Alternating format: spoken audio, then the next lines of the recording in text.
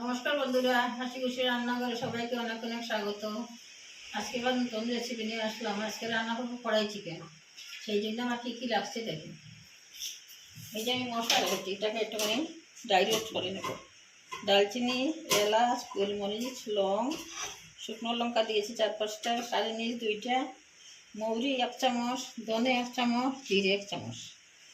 এদিকে লাগছে আমার নুন, কাশ্মীরি লঙ্কার গুঁড়ো, হলুদ গুঁড়ো, ধনে গুঁড়ো, জিরে গুঁড়ো 1 চামচ 4 চামচ, আদা রসুন একসঙ্গে বাটা, ক্যাপসিকাম, কাঁচা লঙ্কা কুচি করে রেখেছি, পেঁয়াজটা এইভাবে কেটে দেবেন, তাহলে সুন্দর লাগবে দেখতে। এটা এক ধরনের লঙ্কা পাওয়া যায় বাজারে, এটা ঝাল থাক না, এটা যে আচার বানায় এই লঙ্কা আর টমেটো আর রিফাইন তেল তো লাগবে। এখন আমি শুকনো মশলাগুলোকে রোস্ট করে ফেলব। শুকনো কড়াই তেল দেবো।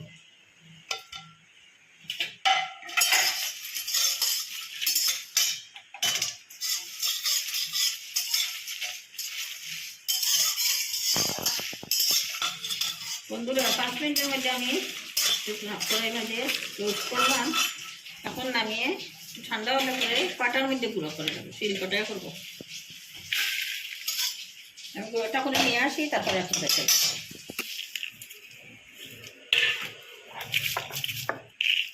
একদম প্লেন করবো না, একটুখানি গোটা গোটা রাখবো, তাহলে ভালো লাগে।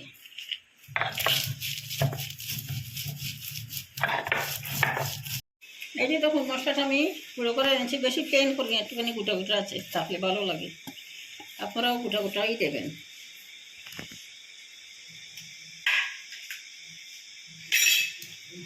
কড়াই বসিয়ে দিয়েছি, কড়াই দিয়ে দেবো সাদা তেল।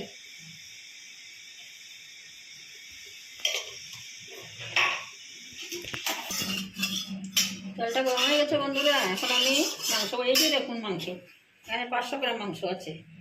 একটু বড় বড় পিস নেবে, তাহলে ভালো হবে। আমার পিসগুলো দোকান থেকে কেটেছে তো, বেশ বিশেষ বড় দেয়নি, মোটামুটি আছে, তাও ভালো। এখন মাংসগুলো দিয়ে দেবো তেলের মধ্যে।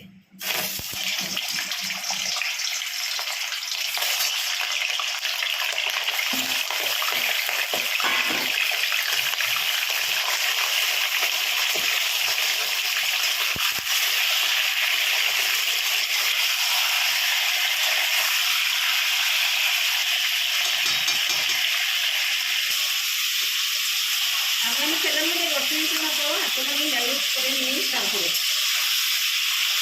এটাকে মিক্স করতে হলে বন্ধুরা এটা খুব ডাইরেক্ট রান্না হবে, মিক্স করার দরকার নেই।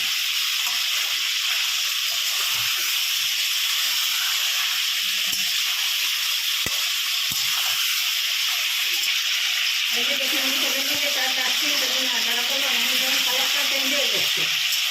এখন আমি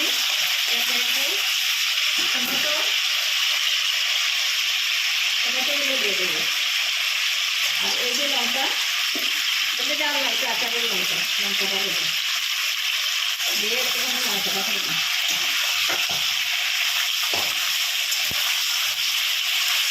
এখন বেগুন নিই 4 চামচে 1 চামচ থেকে একটুখানি বেশি দিলাম।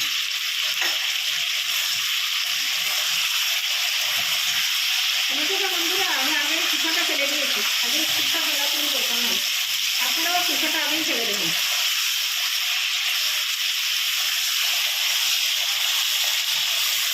এই যে দেখুন পিঠা ফেলে দিয়ে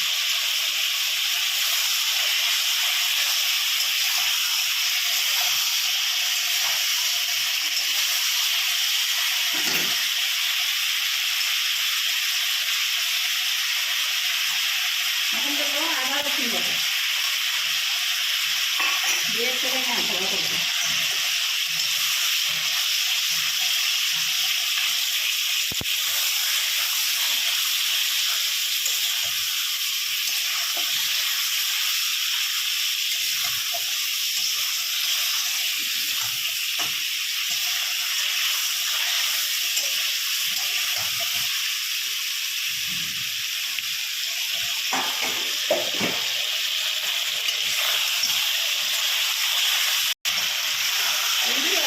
প্রায় 10 মিনিটের মতো নাড়াচাড়া করলাম।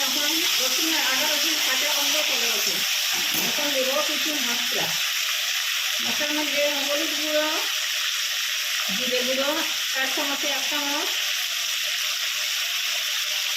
ধনেগুলো 4 চামচে 1 চামচ। আপনারা পরিমাণ বুঝে দেবেন, আমার পরিমাণ কম তো সেই জন্য 1 চামচ দিচ্ছি, পরিমাণের উপর নির্ভর করে। কম বেশি হলে বাড়ানো কমানো করা যাবে।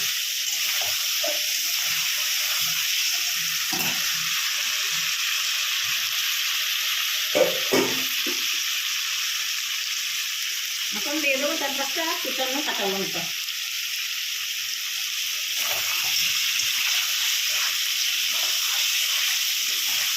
একটুখানি দেখো না,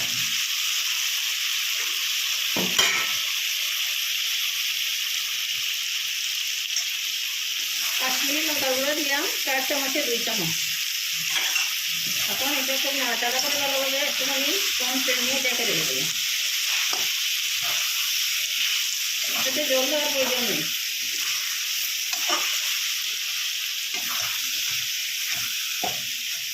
এখন আমি একটুখানি ডেকে রাখলাম, একবার ঢাকা সরিয়ে দেখবো জল বেরিয়েছে নাকি। এখন বন্ধুরা ঢাকনিটা একটুখানি সরিয়ে দেখবো কিরম হয়েছে। প্রায় 10 মিনিটের মতো রাখলাম ঢাকা দিয়ে। দেখি এখন দেখেন এখন একটুখানি জল ছেড়ে দিয়েছে ইয়ের থেকে, চিকেন থেকে। এই জলেই বয়েল হয়ে যাবে, একটা জলে কোনো দরকার নেই। আর আমি যে একটা লঙ্কা যে দিলাম আপনাদেরকে বলতে ভুলে গেছি, আচারের লঙ্কা, এটা ফ্লেভারের জন্য, এটা দিলে ফ্লেভার খুব ভালো। আটটুখানি সময় ঢাকা দিয়ে রাখতে হবে, আরও 5 মিনিট ঢাকা দেই। তারপরে ঢাকনাটা উঠিয়ে ফেললাম। দেখেন আমার তরকারি মোটামুটি রেডি। এখন আমি সবজিগুলো দিয়ে দেবো। সবজির মধ্যে পেঁয়াজ আর ক্যাপসিকাম দিয়ে একটুখানি ঢাকা দিয়ে রাখবো। তারপরে এই সবজিতে তো একটুখানি জল ছাড়বে, আর ভাজা মশলাটা নামানোর আগে দেবো।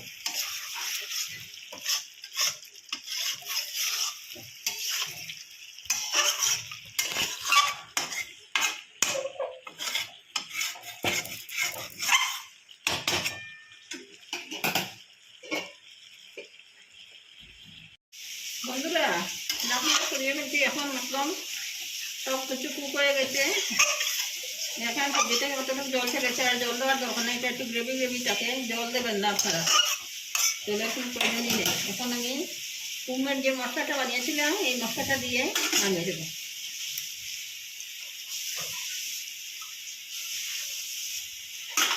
দুই চামচ দিলাম।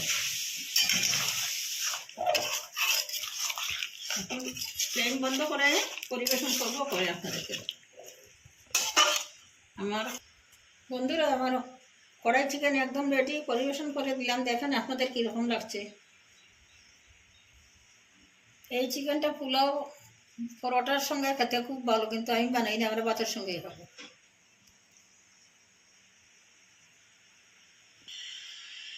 যদি বন্ধুরা আমার রেসিপিটা ভালো লাগে তাহলে দয়া করে কমেন্টে আমাকে জানাবেন, জানালে আমার খুব আনন্দ হয়। আর এইভাবে বানিয়ে খেয়ে দেখবেন কীরকম লাগে।